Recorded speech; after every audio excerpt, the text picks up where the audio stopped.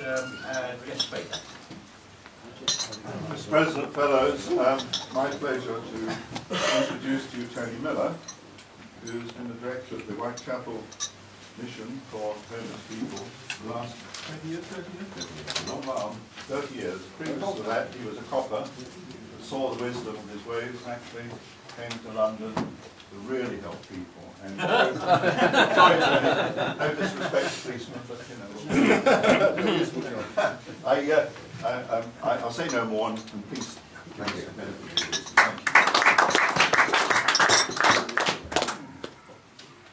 Mr. President, gentlemen, before I talk about the Whitechapel Mission, I just want to talk briefly about homelessness in general. I've been in the homeless field for the last 30 years, and yet I'm still embarrassed by this. It's 2010, and we have people sleeping on our streets. And what I've discovered over my years there is that it is easier for us to actually try and brand them as lazy, as needing a pick up the bum. Because we are uncomfortable that in today's society, and as we're doing so well, and society is doing well as a whole, that we've got people sleeping on our streets. We need to be able to justify it. The reality is that about a third of all of our homeless people in this country, and definitely in London, went through the care system as children. These are youngsters that were never given the start that they really needed. A start that I was given, and appreciate, denied to them. One of the problems is with homelessness and kids in care is that if you're in care, the funding for it stops when you hit 16. But you're not deemed to be an adult claiming unemployment benefit and housing benefit until you're 17. So for 12 months you are dependent on the local council and local charities to support you as you come out of foster care. As a result, a third of our homeless went through the care system. A quarter of London's homeless are ex-army. Not Navy, not Air Force, not commissioned officers or even uncommissioned officers. We're talking about our riflemen. These are not young men that joined one of the specialist forces that needed some education when they went in and came out with a trade. These are youngsters that went in as riflemen. Now some of them went into the army as riflemen because there were no other doors open to them. They underperformed at school, and when they looked around at 16 for what they could do, sixth form is denied to them, they haven't even got enough qualifications for that. What jobs can I get? And there's the army with its door wide open. They step in. 9 years later, they come out the other side, and they're still not able to fit into our society. But there is another element. These are young men who join our army, who choose to join our army, to choose to defend our way of life, and then are damaged by their experience in the army. And if you consider how we fight our wars, our ships park 12 miles off the coast and send in their missiles. Our planes fly 3 miles above and drop their bombs. Even our tank commanders fire their shells from more than a mile away. It's only our riflemen that look along the barrel of a gun at somebody's face as they pull the trigger and kill them. There are men who are damaged by their experience in the army, who come home and find that their whole life has changed, their families fall apart, and they end up on our streets. And they don't end up on our streets the day after leaving the army. It can be anything 10, 15 years later. We're not seeing young men on our streets that have fought in Afghanistan or in Iraq. This is Iraq 1 that is actually producing people sleeping on our streets. There's also an issue regarding numbers. Our government currently thinks there are 316 rough sleepers in London and only 1,500 in the whole country. I would argue there's probably 4,000 in London alone. Well, I better also add, Boris Johnson for some reason thinks there's only 36 left in London. But I think he may be misadvised. 4,000 I would argue in London at any time, but they're not always sleeping rough tonight. There will be an element where some people are in police custody, some are in hospital, some will be actually staying in an emergency hostel. So on any given night I would argue you're probably likely to find 800 rough sleepers in London alone. and about 4,000 right the way across the country, from a base of about 16,000 rough sleepers. 90% of them are male, 10% female. 60% of them are indigenous white, about 15% Eastern European, predominantly Polish and Lithuanian.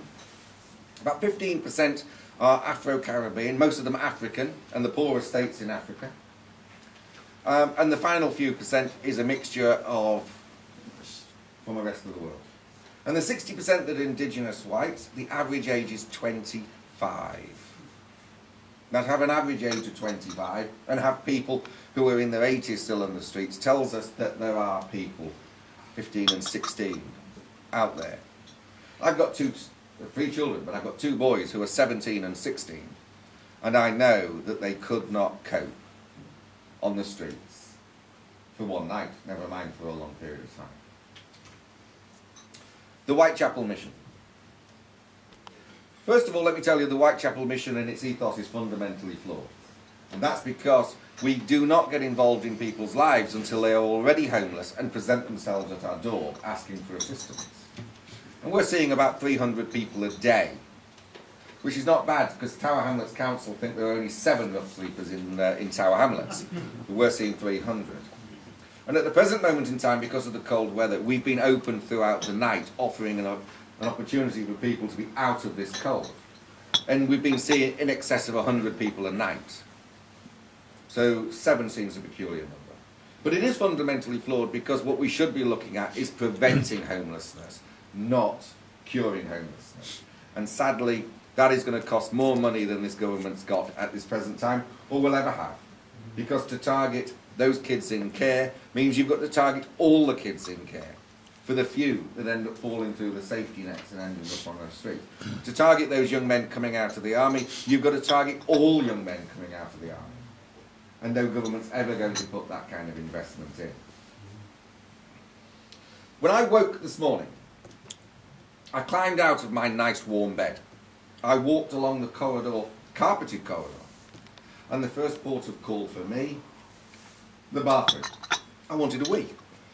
In fact, most mornings when I wake, that is the first port of call for me. I want a wee.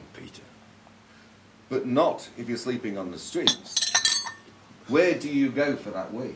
It's bad enough if you're a young man peeing against the post office wall. What if you're a young lady? What happens if you want more than a wee? I leave the bathroom and I go through to my kitchen. I'm going to have a coffee, or am I going to have tea? Don't know. But the first thing I do is I take that jug and I put it under the tap, I turn the tap, water. I then just plug it in the wall and press the button. Not if you're sleeping on the streets. There's no tap you're just going to get access to. There is no socket on the side of the wall on the post office there where you're going to be able to plug your kettle in. While the kettle's boiling, back to the bathroom. Clean my teeth.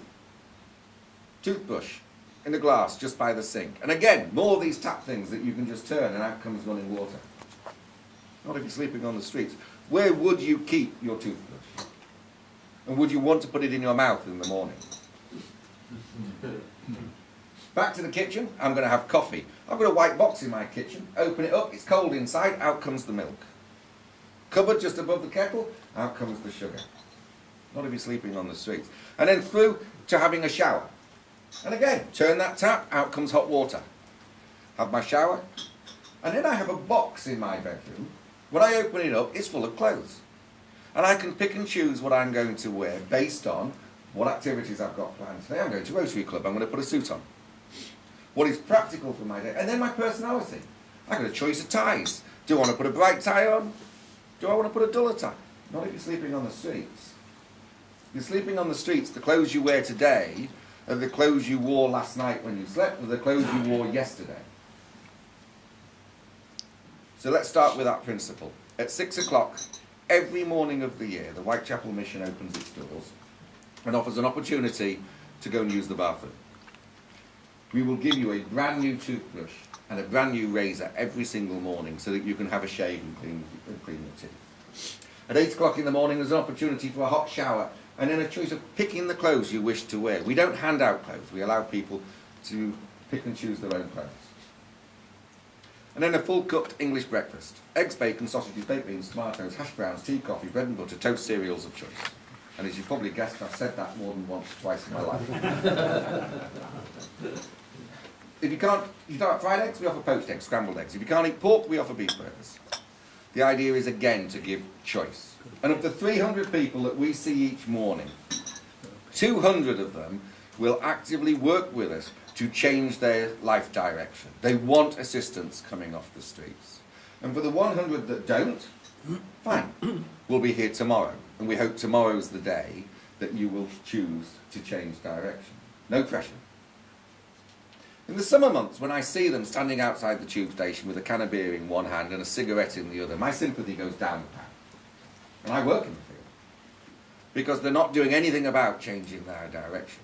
But when you see it's -7 outside, and you know that there are people sleeping in it, suddenly you realise there must be a problem. Why would they still be out there in -7? And giving them a house is not the answer. Because they're not prepared for it, they don't have the life skills to be able to support a tenancy, and the value of an apartment or a house is that you can entertain friends, you can look after your family, you can keep your belongings. Not for these people. Not if there is nobody else in their life, if they believe that nobody cares, nobody wants them, and they have no value. And no possessions, and nobody visiting, diminishes the value of a property. It's literally just shelter from the weather. So it's a lot of hard work trying to get these youngsters, and older ones, to actually take a property and sustain it. Because as soon as the sun comes out in the summer, many of them will just say, why have I got all this grief? Why am I paying rent? Why am I paying all these bills? And they will return to the streets. There will be people on our streets forever. It's never going to go away. All we can actually do is target those that don't want to be there, that want to actually have a different lifestyle, and try and give them that alternative. A couple of stories for you. They're all drunks, obviously. They've all got a can of beer in their hand. They're all alcoholics. The reality, about 1 in 5 has got an alcohol problem. It's as low as that, only of 1 in 5. But it happens. And next door to the mission today there is a block of flats. But 10 years ago it wasn't a block of flats. It was a car park. And that car park fed the Watney Coombe and Reed brewery that was just round the back of us. And this car park hosted these huge big articulated lorries that would be loaded up with forklift trucks with all these pallets of beer. But if any time a pallet of beer, one of the cases fell off, if a case of 24 bottles, the corner bottle broke, or a can burst, and it covered the rest of that case in beer, they just binned it. No point in even trying to sort this out, they bin it. So in the corner of this car park there's a skip, and it's full of beer, and it's right outside our front door. So as you can imagine, those that do like a beer used to go into the skip and help themselves, and it wasn't unusual to see a bit of a party going on outside the Whitechapel Mission in the afternoon. So the brewery built a 6-foot fence. That stopped them for about a day. So they replaced it with a 12-foot fence and barbed wire. All that happens now is they work as a team to help each other over the top, into the skip, get the beer, over the top and out again. This is a regular occurrence. They've got security guards, they can't stop it. And at the end of the day, it's only the rubbish that was going to the rubbish tip, so they gave up. So these guys would help themselves to the beer. But one of our regulars, who's on our doorstep almost every single day, and almost sleeps there most nights, disappears. We haven't seen him since Monday. Tuesday, Wednesday. We're now starting to panic a bit. We're ringing the hospitals, we're ringing the police stations, nobody's seen him. By Thursday, we're now panicking. And in he strolls, absolutely fine, wants his breakfast. Where have you been? Oh, wouldn't believe what's happened to me. He says, you wouldn't believe it. I said, tell us. He said, Monday night, I fancied a drink, but none of my mates were around. Well, I managed to get over that fence. He said, and get into the skip. He said, but then I realised I couldn't get out with the beer. So I said, and? He said, well, I thought I heard security guards, so I thought the easiest thing to do was to climb back in the skip and just sit there and drink the beer. I went, okay, that makes sense. He said, well, I woke up Tuesday, I'm on a barge going down the Thames. I went, what? So a skip lorry's pulled up, lifted this thing up, took it down to the Isle of Dogs there, Canary Wharf, tipped it into one of the barges, and it's off to Tilbury, to the landfill site. And he somehow managed to survive all of this and waking up on this barge. I said, so what do you do? He said, what can you do? You can't get off.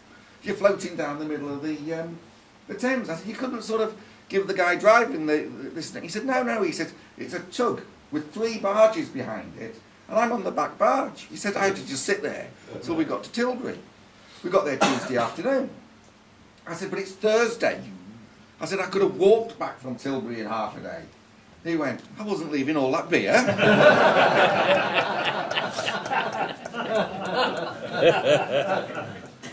I share that with you just to demonstrate that this particular individual, he's happy with his life. Doesn't want any assistance. He just wants to be allowed to live his particular life. But I've got another guy who comes in, really grumpy, nasty piece of work. Always short-tempered, keep out of my space. At Christmas time, about 6 or 7 years ago now, no staff around, there's just myself and a group of volunteers, and I go over to offer him a breakfast, and he starts to cry. And I sat down with him, started talking to him, and I discovered a story that actually I found heartbreaking. He was a travelling salesman, and he had booked a hotel, put on the beer, put on this big show. He's trying to sell to the local businessmen. And he had a real good evening. But, realising he'd had too much to drink, he realised it was not safe for him to drive home. So he booked into the hotel for the overnight, with a plan of getting up in the morning and driving home, getting showered, getting a new suit on and going on to work. He woke the next morning, knowing that he's still a little bit tipsy, but feeling better than he was last night, jumps in his car, heads for home. But he hears a police siren, and thinking that he's had too much to drink maybe he doesn't want to be caught, he puts his foot down. And he loses control of his car on a bend, ends up in a ditch. But before he goes into the ditch, he hits a second car and kills the 2 occupants. He gets out of the car, there's a mark on him, not a scratch on him. He staggers over to the other car to discover that it was his wife taking his daughter to school. Devastated. He's arrested. He's fined £1,000 and banned from driving for 12 months, based on the fact that they felt he'd suffered enough through his actions. He doesn't think he's suffered enough. What he's done is totally unacceptable to him. He's killed his wife and his child. So all he does today is hide in a bottle. He does not want to remember what he has done. Because the moment he remembers what he's done, he realises that he doesn't want to live. So he just wants to be left alone. So why he's so grumpy and nasty, it's just leave me to punish myself for what I have done. There is nothing we can do to remove that man's guilt or get him off the streets while he has got all of these problems there. He just wants to be left alone. And sadly, we have to live with the fact that we have got homeless people in this country that will never come off the streets. They will die on the streets. Where are we at time-wise? Still got some time. In the last 12 months, we've managed to get 136 people off the streets and into their own flat. We've managed to get 129 people off the streets and into a hostel. We got 47 into full-time work. We got 11 into full-time education. So in theory, there should be just about 300 less people on the streets than there were a year ago. The reality, they've already been replaced. They've already been replaced. One number that I've never asked for, but I'm going to share with you, is 42 died. Didn't change direction, didn't come off the street. In the last 12 months, 42 of our homeless people have died. There was nobody there at a funeral. There was nobody crying and missing them. They were on their own. And that must be a horrible way to actually live a life. I would like to think when I go, there'll be at least 2 or 3 people turn up to a funeral. That there'll be 2 or 3 people that thought enough of me to actually want to say goodbye. But to die and have nobody turn up at all, sad way of living. Sad way of living. 26 years ago, on the 2nd of November, my wife and I got married at the Whitechapel Mission. I went to the Whitechapel Mission, as you've heard. I've been there 30 years. My education is in computers. I've been a policeman. I'm enthusiastic, I'm passionate about what we do, but I'm not educated in what we do. So I went back to actually take a degree in social work. And in that process, I met my wife. She was actually the restaurant manager in a hotel just around the corner from the university. And we got married in the mission. And there's just going to be the two of us, the two ministers and two witnesses. Keeping it quiet, because I don't get paid a lot, and she wasn't getting paid a lot. But 1 week before we got married, she rang her dad. Said, "Dad, you knew it's coming, just to let you know it's next Saturday." He rang back about half an hour later to say, "Your 8 brothers, your 3 sisters, your aunties, your uncles, your cousins were all coming." So with 1 week's notice, we've got 150 guests coming to a wedding. I then have to tell my father, and my 1 brother, and my 1 sister. So now with 1 week's notice, we've got 200 guests coming to a wedding. And the small amounts of money that we had went to buy her a new dress and have flowers plaited into her hair.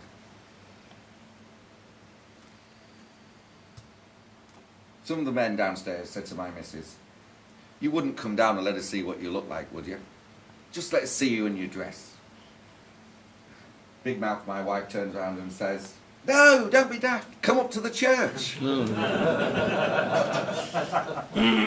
So on the morning, we've got 8 homeless people come and join us in our wedding. At the back of the church, they're suited, they're booted, they're shampooed, they're shaved. They look quite smart. They've all got a can of beer just inside them.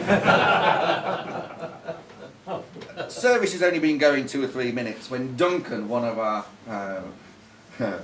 more infamous homeless people, screams, "Give them a chair, they've been stood long enough."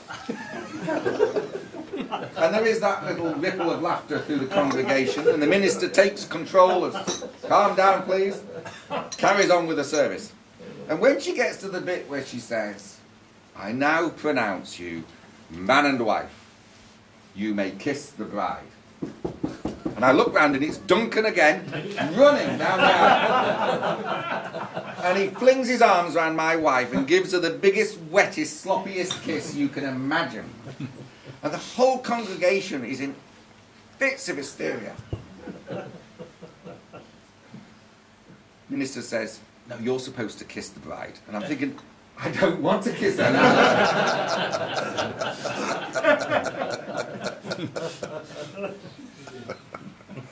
Didn't have enough money to actually even have my own suit for that wedding day, so I'd been down the clothing store and I'd actually found a nice grey pinstripe suit, and I'd put £5 in the kitty to cover the borrowing of. And as we're leaving the church, we've signed the registry, we're leaving the church, one of the ladies in the congregation, who's a local resident and a member of the congregation, grabs hold of my arm. "Tony, Tony," she says, "I just want to say thank you," she says, "for allowing me to come and share in today." And I'm going, "Oh, that's fine, good to see you. I'm trying to get out of the church, leave me alone," type thing. But no, "good to see you." She said, no, she says, "You've got to understand," she says, "I really feel honoured to have been here today to share in this." And I'm going, "That's lovely, come and join us at the reception." She said, "No, Tony, can I just say," she says, "that suit looks better on you than it did my dead husband."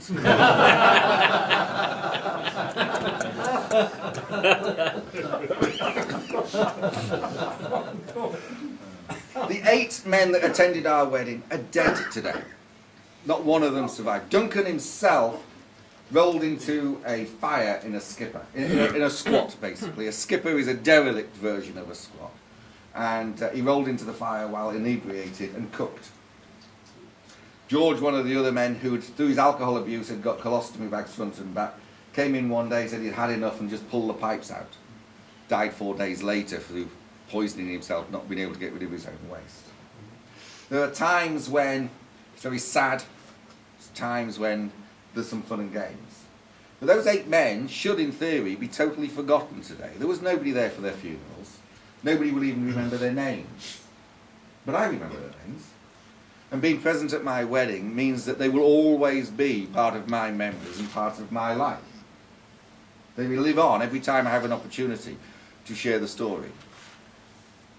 And I do think it's important that every one of us has somebody that will actually be here for us when we're on hard times and will remember us when we're gone. That's the Whitechapel Mission. That's 24 minutes, 6 seconds. I'm stopping there.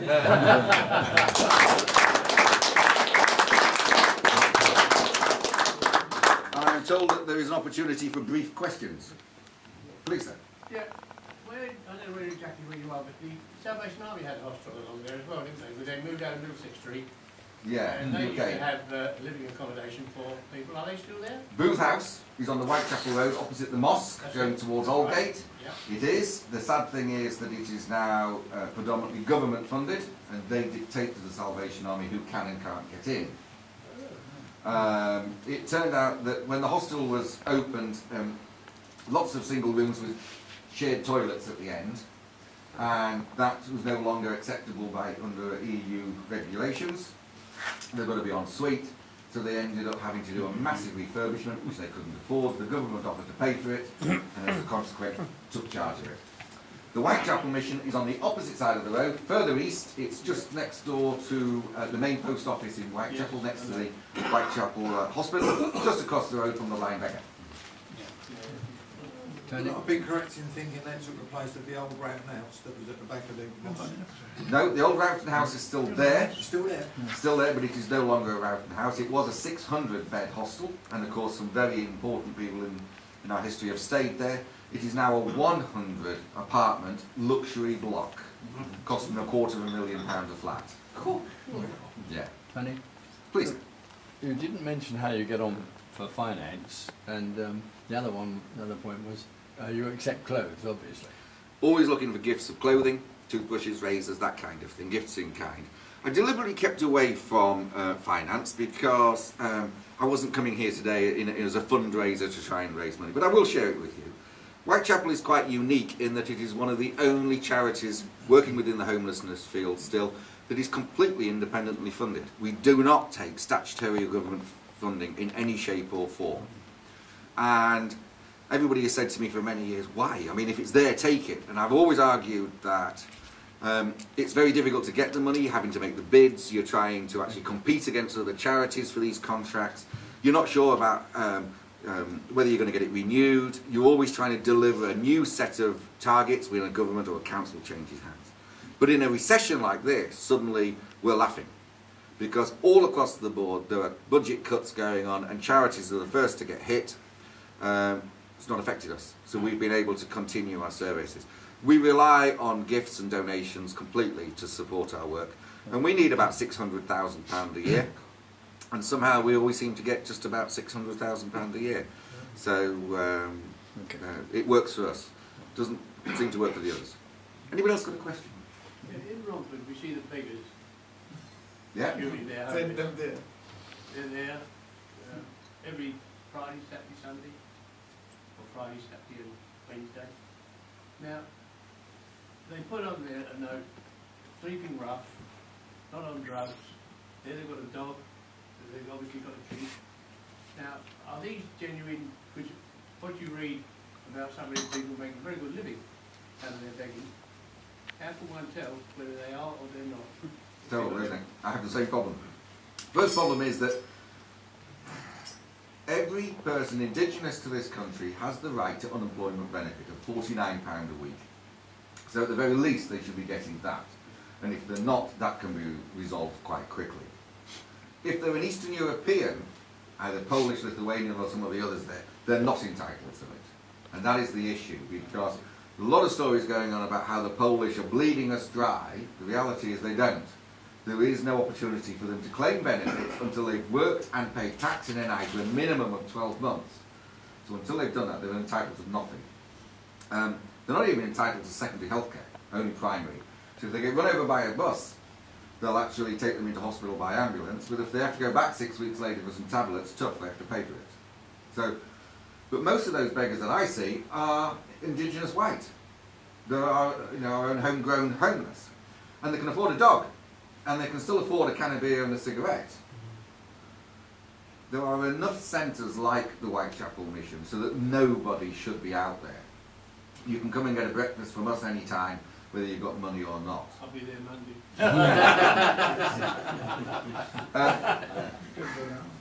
I have a tendency never to give money, but if I've got the time to stop and ask them what they actually need. Do you want me to go and get you a burger? Would you like me to go and get you a coffee?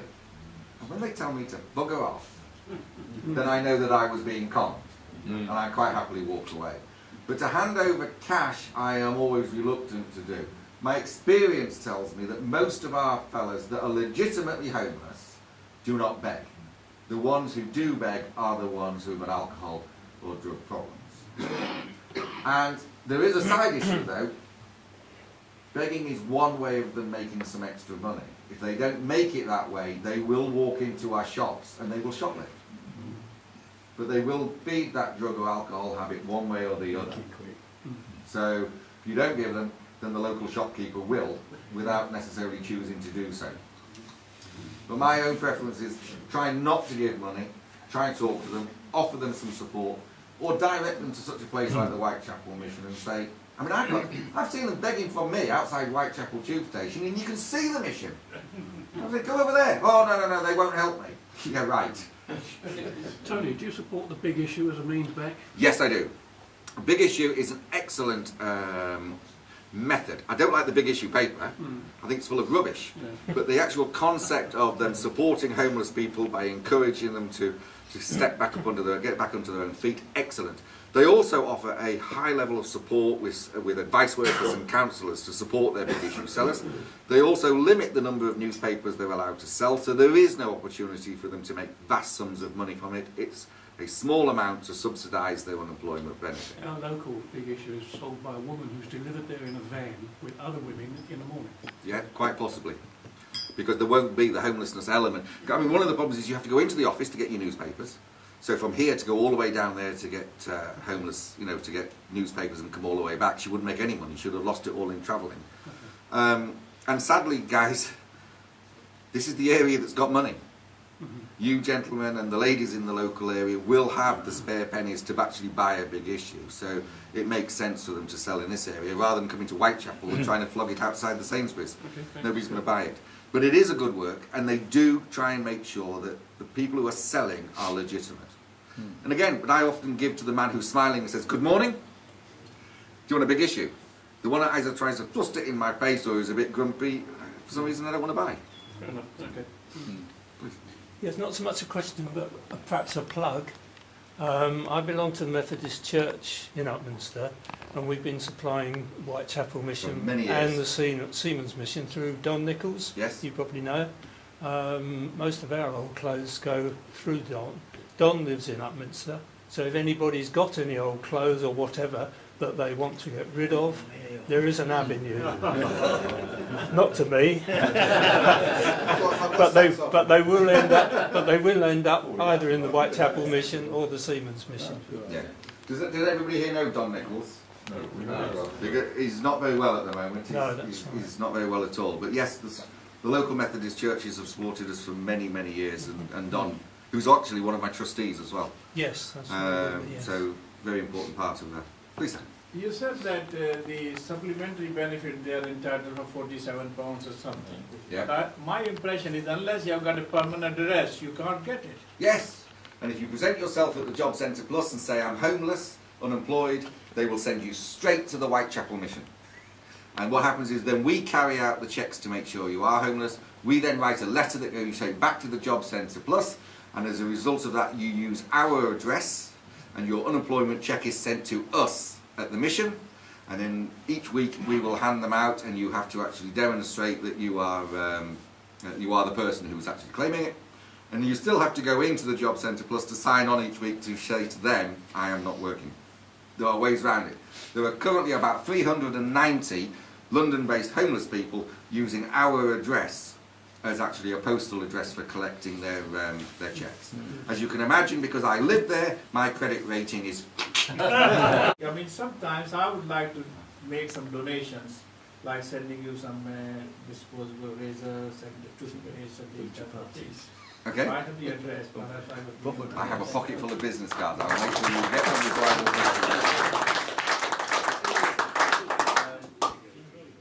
Actually, it was very interesting. I was born a stone's throw from the Whitechapel Mission, so I know it quite well. So, yeah. I'm now going to call upon Ron Giggers to give our vote of thanks, please. Thank you, Ron. Thank you, Mr. President. Tony, as you know, I booked you to come here and talk to us, and I really wondered what you were going to say. It sounded a bit dry as a subject, but you have shown us the back of the subject, the human side, the stories behind the individual people and how they get on and how they don't get on. I think everybody in the room has been moved, as I was, with what you said, and you put it over in a very, very wonderful way to give us the background of what goes on. So it's been most interesting, Tony, and thank you very much indeed. I, for one, will be going through Don, what's his name, Cockles or something, Nichols. to see that you do get something. Thank you very very much much indeed.